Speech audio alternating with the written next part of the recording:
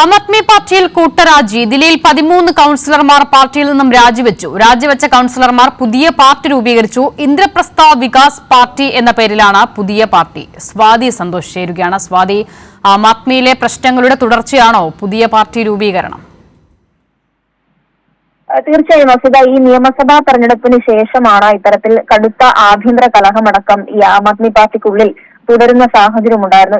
ഇപ്പോൾ ആം ആദ്മി പാർട്ടിയിലെ 13 കൌൺസിലർമാരാണ് പാർട്ടിയിൽ നിന്ന് രാജിവെച്ചുകൊണ്ട് ഒരു പ്രത്യേക പാർട്ടി രൂപീകരിച്ചിട്ടുള്ളത്. വിമത നേതാക്കളിൽ MCDയിൽ ആം ആദ്മി പാർട്ടിയുടെ സഭാ നേതാവായിരുന്ന മുകേഷ് ഗോയലിന്റെ നേതൃത്വത്തിലാണ് ഇത്തരത്തിൽ 13 പേർ രാജിവെക്കുകയും ഇന്ദ്രപ്രസ്ഥ വികാസ് പാർട്ടി എന്ന പേരിൽ ഒരു പുതിയ പാർട്ടി രൂപീകരിക്കുകയും ചെയ്തിട്ടുള്ളത്. നേരത്തെ സൂചിപ്പിച്ച പോലെ ദില്ലി നിയമസഭാ തെരഞ്ഞെടുപ്പിൽ ആദർശ് നഗറിൽ നിന്നാണ് ആം ആദ്മി പാർട്ടി ടിക്കറ്റിൽ ഈ ഗോയൽ മത്സരിച്ചിരുന്നത്. എന്നാൽ മത്സരിച്ചെങ്കിലും പരാജയപ്പെടുന്ന സാഹചര്യം ഉണ്ടായിരുന്നു.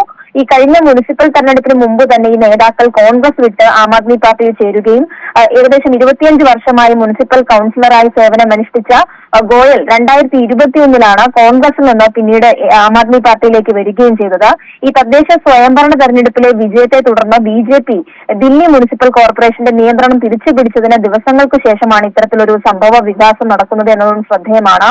ആം ആദ്മി പാർട്ടി അതോടൊപ്പം തന്നെ ഈ തെരഞ്ഞെടുപ്പ് ബഹിഷ്കരിക്കുകയും ചെയ്തിരുന്നു. എന്തായാലും ഈ വർഷം നടന്നിട്ടുള്ള നിയമസഭാ തെരഞ്ഞെടുപ്പിലടക്കം BJPക്ക് വലിയ നേട്ടം ഉണ്ടാക്കിയത് ദില്ലിയിലെ ആം ആദ്മി പാർട്ടിക്ക് കനത്ത തിരിച്ചടി ഉണ്ടാവുകയും അതിനെ തുടർന്ന് ഈ പാർട്ടിക്കുള്ളിൽ കലഹം തുടരുകയുമായിരുന്നു. അതിന്റെയൊക്കെ ഭാഗമായി തന്നെയാണ് ഇപ്പോൾ വീണ്ടും അതൃപ്തി രേഖപ്പെടുത്തിക്കൊണ്ട് 13ഓളം കൌൺസിലർമാർ ഇപ്പോൾ രാജിവെച്ചിട്ടുള്ളത്. അസിത, ശരി, വിവരങ്ങൾ നൽകുകയായിരുന്നു സ്വാതി സന്തോഷം.